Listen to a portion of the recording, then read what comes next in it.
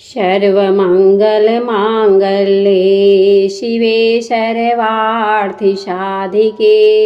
शरणे त्र्यम्बिके गौरी नारायणी नमस्तुते। शरणागत दीनार्थ परित्राणपरायणे सर्वस्यार्थी हरे देवी नारायणी नमस्तुते।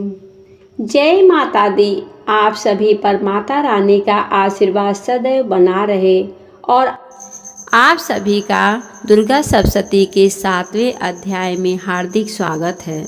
सप्तशती पाठ का 11वां अध्याय, जिसमें देवताओं द्वारा देवी की स्तुति तथा देवी द्वारा देवताओं को वरदान देने का वर्णन है। मार्कंडेय ऋषि कहते हैं, देवी के द्वारा वह महादैत्यपति शुभ के मारे जाने पर इंद्र आदि देवता अग्नि को आगे करके उन कात्यायनी देवी की स्तुति करने लगे। उस समय अभीष्ट की प्राप्ति होने से उनके मुख कमल दमक उठे थे और उनके प्रकाश में दिशाएं भी जगमगा उठी थीं। देवता बोले, शरणागत की पीड़ा दूर करने वाली देवी हम पर प्रसन्न हो। संपूर्ण जगत की माता प्रसन्न हो। हे विश्वेश्वरी, विश्व की रक्षा करो। देवी आपकी चराचर जगत के अधीश्वरी हो। आप इस जगत का एकमात्र आधार हो, क्योंकि पृथ्वी रूप में आप ही स्थित हैं। देवी, आपका पराक्रम अलंघनीय है। आप ही जल रूप में स्थित हो करके संपूर्ण जगत को तृप्त करती हो। आप अनंत बल सर्वत्र वैष्णवी शक्ति हो। इस विश्व की कारण भूता परामाया हो। देवी, आपने इस समस्त जगत को मोहित कर रखा है। आप ही प्रसन्न होने पर इस पृथ्वी पर मोक्ष की प्राप्ति कराती हो। देवी, संपूर्ण विद्याएं आपको ही भिन्न भिन्न स्वरूप है। जगत में जितनी स्त्रियां हैं वे सब आपकी मूर्तियां हैं। हे जगदम्बा, एकमात्र आपने ही इस विश्व को व्याप्त कर रखा है। आपकी स्तुति क्या हो सकती है। आप तो स्तवन करने योग्य पदार्थ से परे और परावाड़ी हो, प्रदान करने वाली हो। तब इसी रूप में आपकी स्तुति हो गई। आपकी स्तुति के लिए इससे अच्छी उक्तियां और भला क्या हो सकती है। बुद्धि रूप से सब लोगों के हृदय में विराजमान रहने वाली तथा स्वर्ग एवं मोक्ष प्रदान करने वाली नारायणी देवी, आपको नमस्कार है।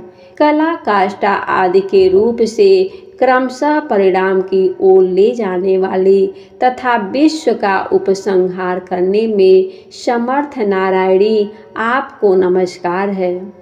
नारायणी, आप सब प्रकार का मंगल प्रदान करने वाली मंगलमय हो।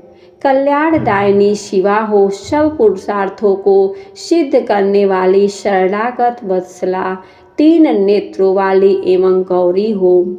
आपको नमस्कार है। आप सृष्टि पालन और संहार की शक्ति भूता सनातनी देवी, गुणों का आधार तथा सर्वगुणमयी हो। नारायणी, आपको नमस्कार है।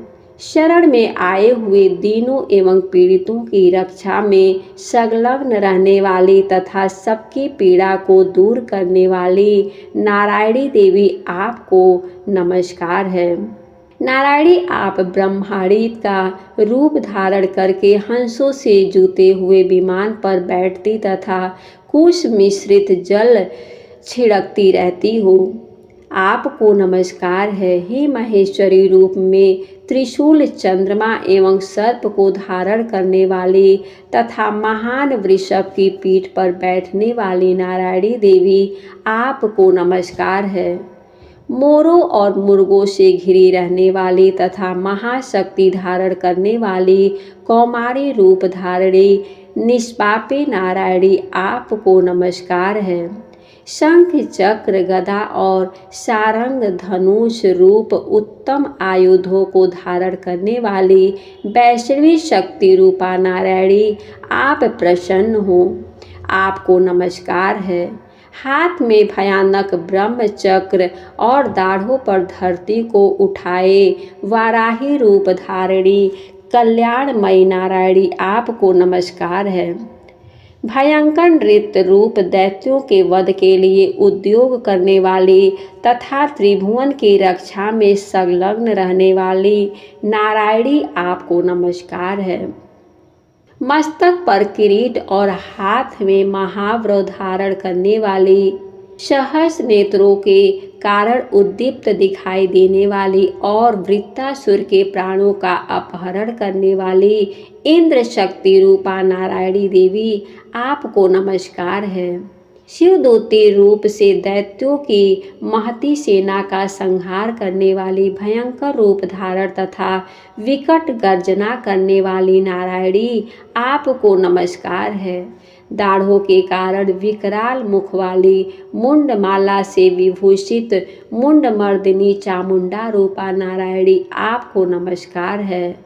लक्ष्मी लज्जा महाविद्या श्रद्धा वृष्टि स्वधा ध्रुवा महारात्रि तथा महाअविद्या रूपा नारायणी आपको नमस्कार है।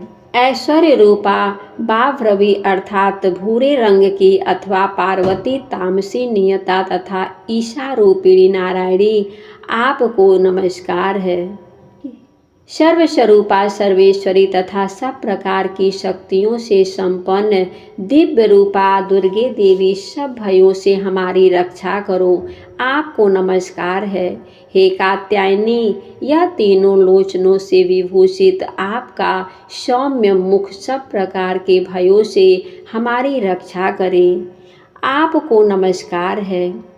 हे भद्रकाली ज्वालाओं के कारण विकराल प्रतीत होने वाला अत्यंत भयंकर और समस्त असुरों का संहार करने वाला आपका त्रिशूल हमें भयों से बचाए आपको नमस्कार है।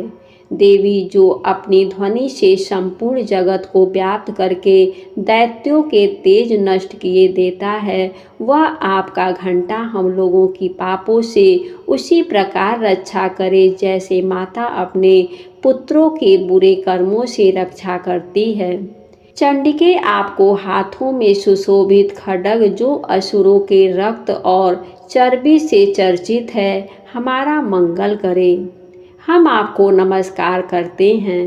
देवी आप प्रसन्न होने पर सब रोगों को नष्ट कर देती हो और कुपित होने पर मनोवांछित सब कामनाओं का नाश कर देती हो। जो लोग आपकी शरण में जा चुके हैं उन पर विपत्ति तो आती ही नहीं।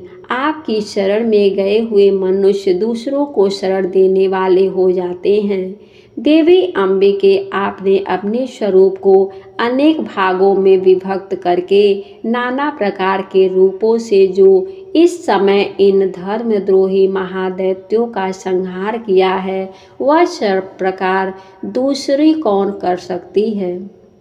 विद्याओं में ज्ञान को प्रकाशित करने वाले शास्त्रों में तथा आदि वाक्यों में आपके सिवा और किसका वर्णन है तथा आपको छोड़कर दूसरी कौन सी ऐसी शक्ति है जो इस विश्व को अज्ञान में घोर अंधकार में परिपूर्ण ममता रूपी गड़े से निरंतर भटकता रहता है। जहाँ राक्षस, जहाँ भयंकर विश्व वाले सर्प, जहाँ शत्रु, जहाँ लुटेरों की सेना और जहाँ दावानल, वहाँ तथा समुद्र के बीच में भी साथ रहकर आप विश्व की रक्षा करती हो। हे विश्वेश्वरी, आप विश्व का पालन करती हो, विश्व रूपा हो, इसलिए संपूर्ण विश्व को धारण करती हो। आप भगवान विश्वनाथ की भी वंदनीय हो। जो लोग भक्ति पूर्वक आपके सामने मस्तक झुकाते हैं, वे संपूर्ण विश्व को आश्रय देने वाले होते हैं। हे देवी, प्रसन्न हो। जैसे इस समय असुरों का वध करके आपने शीघ्र ही हमारी रक्षा की है, उसी प्रकार सदा हमें शत्रुओं के भय से बचाओ। संपूर्ण जगत का पाप नष्ट कर दो और उत्पात एवं पापों के फल स्वरूप प्राप्त होने वाले महामारी आदि बड़े बड़े उपद्रवों को भी शीघ्र दूर करो। विश्व की पीड़ा हरने वाली देवी, हम आपके चरणों में पड़े हुए हैं। विश्व का पीड़ा हरने वाली देवी, हम आपके चरणों में पड़े हुए हैं, हम पर प्रसन्न हो। त्रिलोक निवासिनियों की पूजनी परमेश्वरी, सब लोगों को वरदान दो। तब देवी बोली, देवताओं में वर देने वाले को तैयार हूँ। परमेश्वरी सब लोगों को वरदान दो। तब देवी बोली, देवताओं में वर देने को तैयार हूँ। तुम्हारे मन में जिसकी इच्छा हो वह वर मांग लो। संसार के लिए उस उपकारक वर को मैं अवश्य दूंगी। तब देवता बोले, हे सर्वेश्वरी, आप इसी प्रकार तीनों लोकों की समस्त बाधाओं को शांत करो और हमारे शत्रुओं का नाश करती रहो। देवी बोली, देवताओं, वैवस्वत मनवंतर के 28वें युग में शुंभ और निशुंभ नामक दो अन्य महादैत्य उत्पन्न होंगे।